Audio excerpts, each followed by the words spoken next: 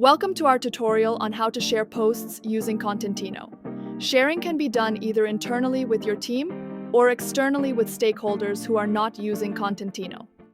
Let's start with the internal sharing.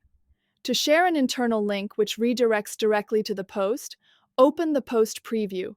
Navigate to the quick bar on the top of the preview and select Copy Link. The internal link will be automatically copied to your clipboard. Also, if approval is needed, you can use our approval feature.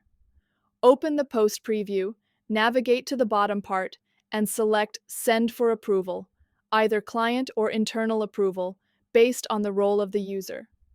Fill in the receiver, adjust the message for the notification, and submit. Once the post is approved, you'll receive a notification to your inbox. Now we'll show you how to share links externally with people not using Kontentino.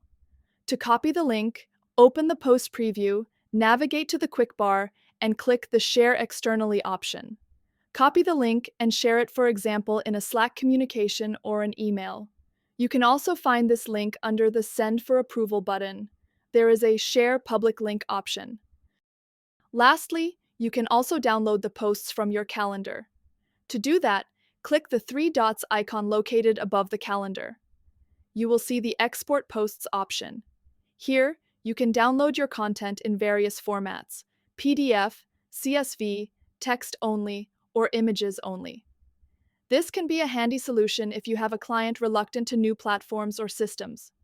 In such cases, you can still send them your reports as either PDF or Excel sheets, without the need to manually import posts to Kontentino after approval. And that's it! Thanks for watching and happy sharing!